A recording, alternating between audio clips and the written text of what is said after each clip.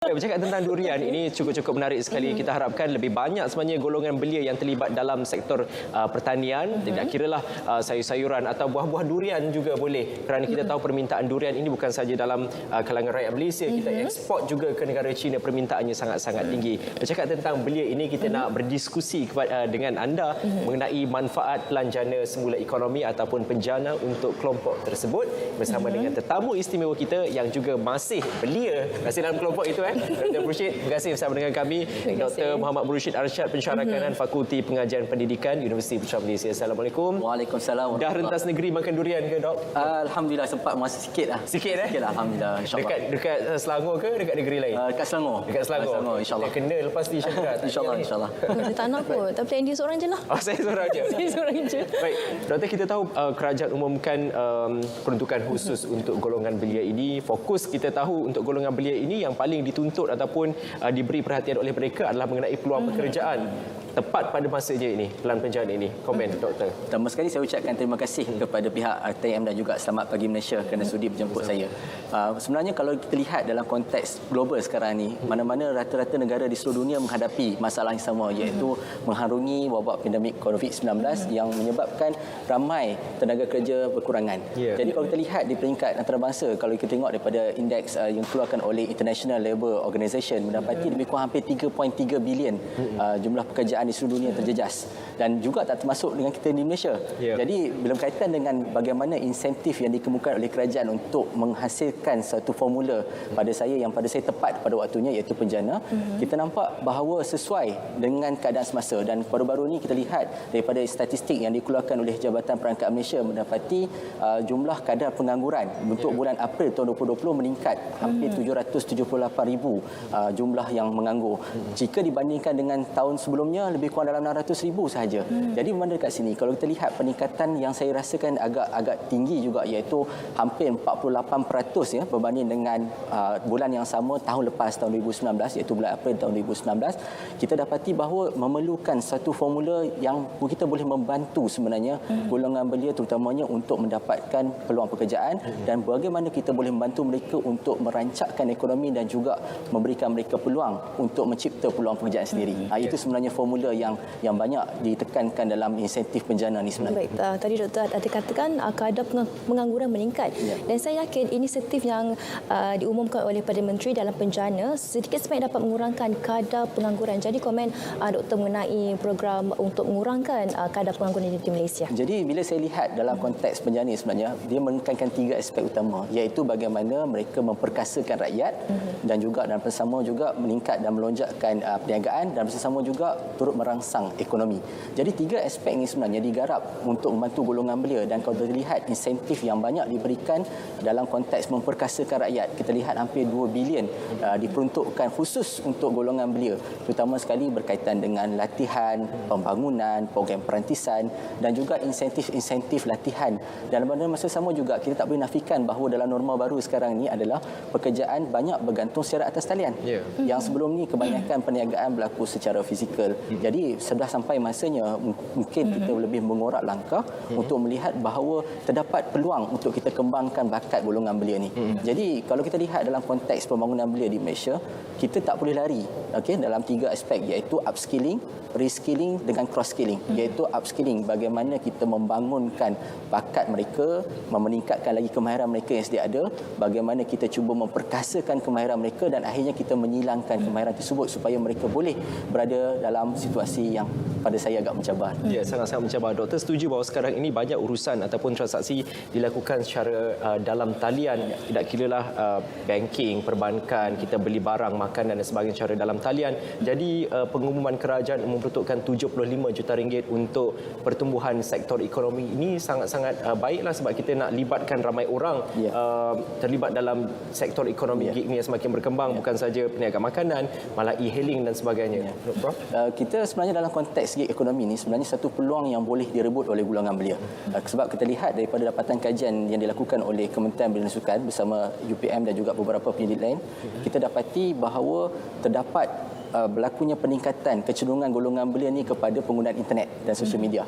Jadi dengan adanya kecenderungan tersebut, kita boleh selarikan dengan keperluan semasa, dan pada masa sama gig ekonomi ni juga kita boleh terus berkembang sebab dia tidak terbatas kadar fizikal, tetapi dia boleh juga berlaku secara atas talian. Dan yang menarik adalah dia boleh diceburi, golongan belia boleh menceburi dalam dua sektor utama dalam gig, iaitu pertama pada pandangan saya nampak mereka boleh menjadi penyedia perkhidmatan, iaitu menjadi perantara di antara pengilang, pengeluar dengan pengguna, dan bersama juga mereka boleh mengeluarkan produk sendiri.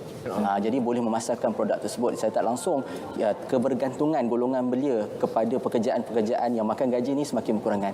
Sebabnya mereka mencipta peluang pekerjaan sendiri. Nature sektor ekonomi gig ini sendiri sebenarnya sangat sesuai pada waktu ini, tak kala kita tahu banyak majikan yang melakukan pembuangan pekerjaan, kerana kita tahu kalau bercakap tentang sektor ekonomi gig ini kebanyakannya adalah freelancer ataupun pekerja sambilan. Jadi sangat sesuai sekarang ini kebanyakan golongan belia pun tidak mahu bergantung kepada pekerjaan tetap, nak buat kerja banyak dalam satu masa dan tak nak terikat dengan waktu dan sebagainya. Pandangan Prof sendiri? Pada saya lihat ini adalah satu potensi yang baik sebenarnya, terutama sekali bagi golongan belia yang ingin memulakan perniagaan. Jadi bila ada medium gig ekonomi ini, bermakna pasaran terbuka luas. Jadi mereka boleh menggunakan platform yang sedia ada, dan pada masa yang sama juga ini adalah satu juga insentif yang boleh dilakukan oleh kerajaan, iaitu membawa program-program, membawa peluang-peluang yang sesuai untuk pembangunan gig ekonomi kepada golongan belia dan membawa benda tersebut kepada masyarakat dan golongan belia.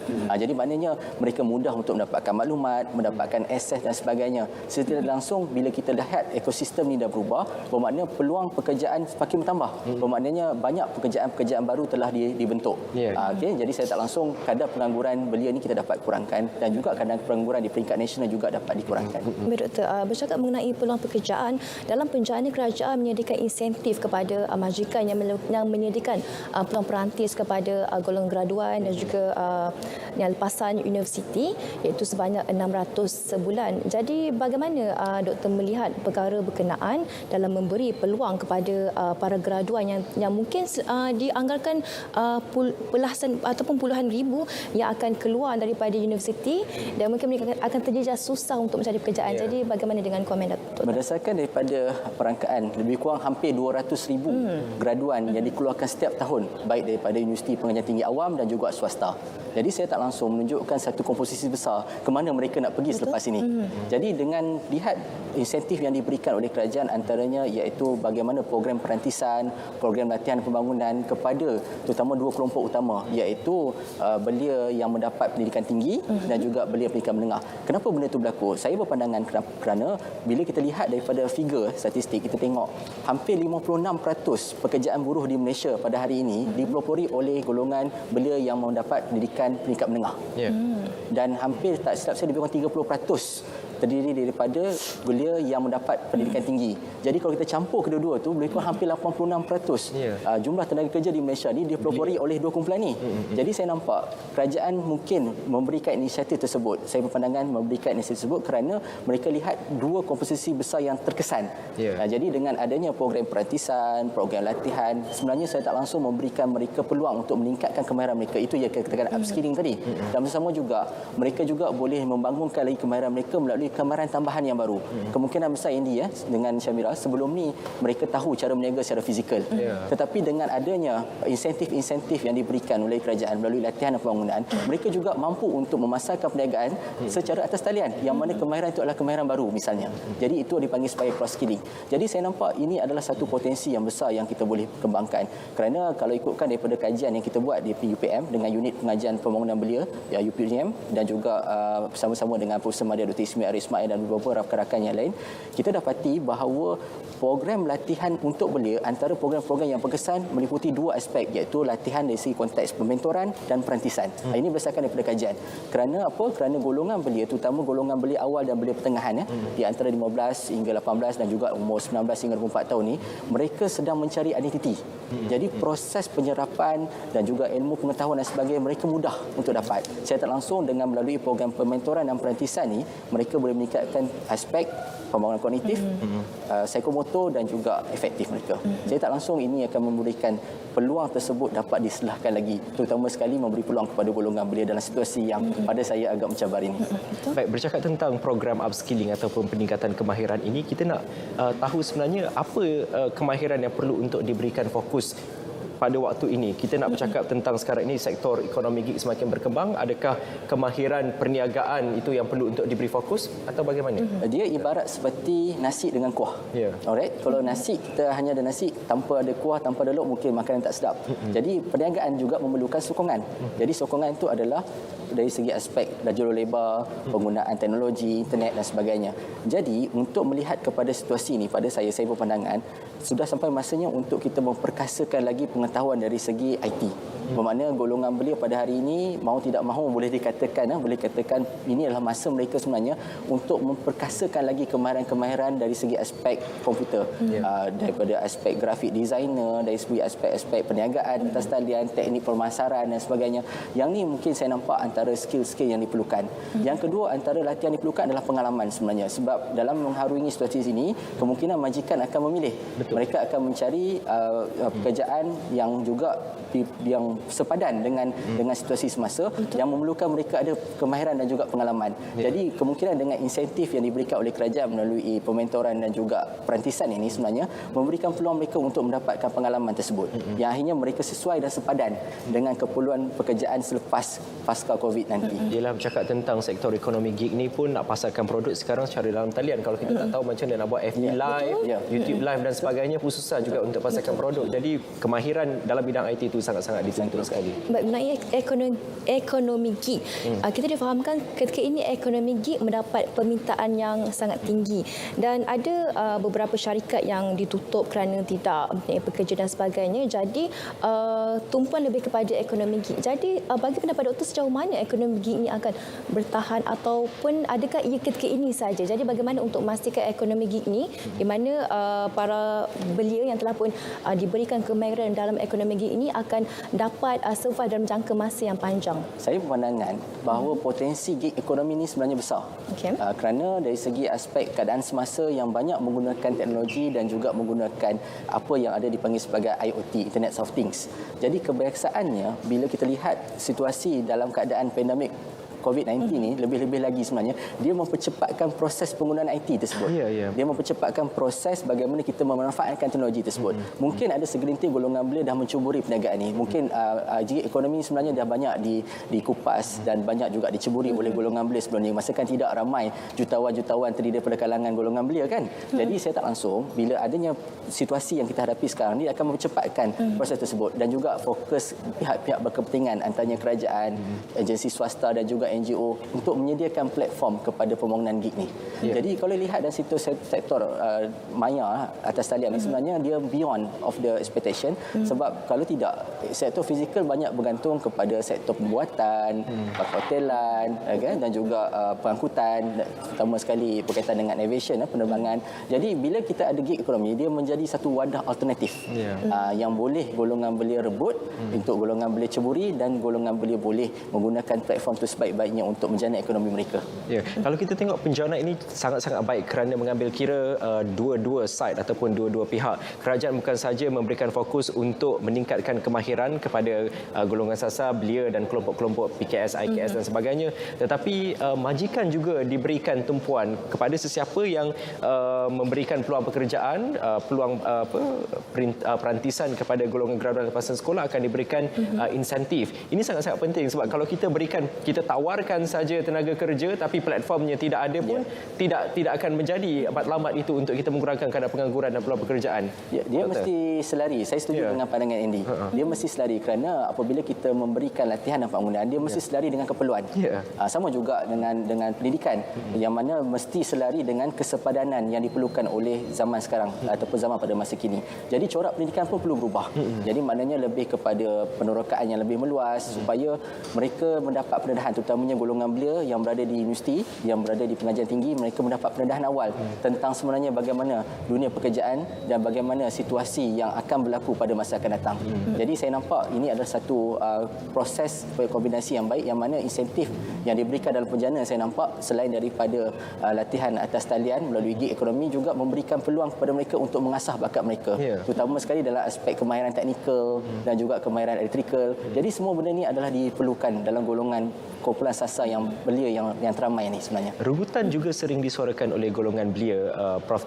Doktor. Tak kala kita bercakap tentang nak dapat pekerjaan ni dekat Twitter dan sebagainya, sering disuarakan majikan terlalu ketat syarat untuk pengambilan pekerjaan, nak yang dah berpengalaman, nak yang ni itu kriteria tu sangat ketat. Jadi pada waktu ini agak sukar sebenarnya sebabkan penawaran pekerjaan itu terhad. Kalau nak bandingkan saya yang baru fresh graduate, graduan baharu dengan orang yang dah bekerja yang dibuang kerja, pastinya majikan akan consider tentang kelebihan untuk mengambil orang yang ada pengalaman kerja berbanding saya fresh graduate. Jadi bagaimana situasi itu untuk kita depani? Sebenarnya bila terlihat dalam insentif yang diberikan oleh kerajaan melalui penjana, antara yang diberi perhatian adalah dari segi aspek menyediakan latihan, pembangunan dan juga perantisan.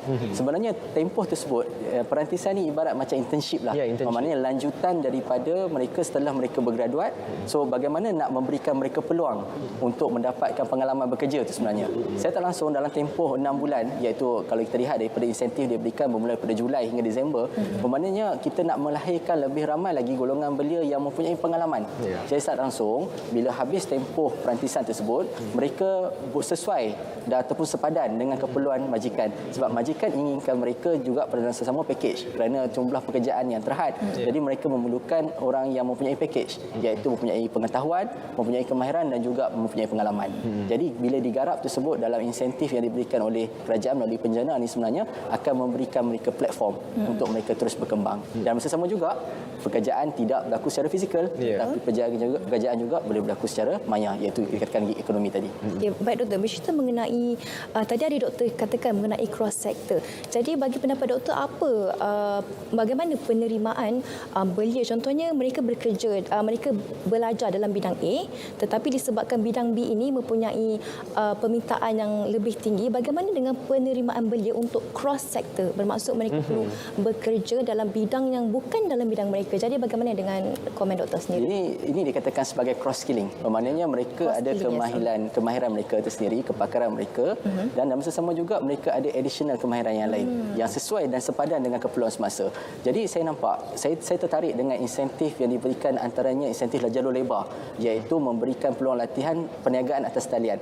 Sebenarnya mereka juga boleh belajar untuk memasarkan perniagaan mereka dan juga mereka boleh mempromosikan perniagaan mereka. Jadi latihan-latihan tersebut terutamanya mungkin boleh melalui MDEC dan juga kalau keusahawan sosial boleh melalui Magic misalnya. Jadi kesemua agensi-agensi ini kalau dapat bekerjasama, kita tidak bekerja secara in silo, kita bekerja bersama-sama untuk membangunkan belia dari segi konteks pekerjaan yang saya kata tadi kemungkinan terpaksa berbeza daripada bidang yang dia belajar. Jadi maknanya dekat sini kita nampak bahawa proses cross skilling ini sangat-sangat diperlukan dalam menghadapi situasi yang pada saya agak mencabar selepas pasca COVID-19 nanti. Baik, kita tak boleh berharap saja pada insentif-insentif dalam penjana. Kita terus kepada root ataupun akarnya. Doktor, bila bercakap tentang belia ini, kita terus ke alma maternya, ke universiti. Sekarang ini nak menghadapi situasi baru, norma baharu, lanskap pasaran kerja yang baharu, universiti juga perlu memainkan peranan untuk mengubah modul-modul pembelajaran supaya mahasiswa tidak hanya tertumpu pada apa yang mereka belajar sahaja. Pandangan doktor. Saya setuju pandangan Andy. Yang saya sebutkan tadi, bermakna corak pendidikan juga perlu berubah. Jadi maknanya mungkinan besar lebih kepada bagaimana mereka membawa the real situation dalam situasi akademik, membawa daripada real situation ke dalam bilik kuliah. Jadi saya tak langsung proses pembelajaran tersebut berlaku secara vice versa. Maknanya ada pendidikan diterapkan dalam konteks teori dan dari segi praktikal membawa sesuatu perkara yang berlaku di tempat kerja ke dalam bilik kuliah. Jadi saya tak langsung proses pembelajaran tersebut akan lebih tersusun dan juga mereka akan mendapat pembedahan. Antara mungkin yang boleh diberi pembedahan mungkin pada pandangan saya adalah melalui project based learning. Misalnya mereka membincangkan case study, kajian case yang berlaku di situasi sebenarnya dan dibawa kepada pelajaran dalam bilik darjah. Jadi secara langsung proses tersebut akan berlaku lebih konsisten kerana dia sesuai dan seselari dengan keperluan yang diperlukan oleh majikan di luar sana. Doktor, ini penjana baru kita pelan untuk jangka pendek sehingga hujung tahun ada sederhana, dan juga kita bayangkan vision kita adalah untuk penyediaan RMK ke-12. Apa pandangan doktor yang perlu untuk diberi penekanan oleh kerajaan tatkala kita nak berhadapan dengan the new norms, the future new norms ni bagaimana? Okey, pada pandangan saya melihat kepada situasi sekarang ni, satu, kerajaan boleh mempergiatkan lagi pembangunan insentif untuk meningkatkan lagi jalur lebar. Dia perlu berlaku secara lebih agresif sedikit. Kerana apa? Kerana bila kita lihat dalam konteks segi ekonomi, perniagaan atas talian, pembelajaran atas talian dan semua berlaku secara maya ni, dia memerlukan support sistem iaitu jalur lebar itu sendiri. Jadi saya nampak mungkin kerajaan boleh meningkatkan lagi kapasiti untuk meningkatkan lagi jalur lebar. Dan yang kedua, saya nampak dia memperbanyakkan lagi latihan-latihan kepada golongan belia terutamanya. Memperluaskan lagi insentif tersebut supaya dia bukannya berlaku dalam satu tempoh masa yang singkat, tetapi program tersebut boleh dilakukan secara berterusan. Jadi yang saya nampak antara mungkin yang golongan belia, dan masa sama juga memperkasakan IKS, industri kecil dan sederhana sebenarnya. Sebab walaupun perniagaan ini kecil dan sederhana, tapi impaknya besar dan banyak boleh disertai oleh golongan belia. Baik. Terima kasih banyak-banyak Dr. Muhammad Mursyid Arsyad, Syarah Universiti Putra Malaysia, kerana perkongsian yang sangat-sangat bermanfaat dan insya-Allah dapat membuka mata dan juga memberikan input-input kepada penggubal dasar, terutamanya untuk kita membentuk hala tuju baharu dan juga masa depan yang baharu selepas pandemik COVID-19 ini. Terima kasih banyak-banyak, kekal sihat.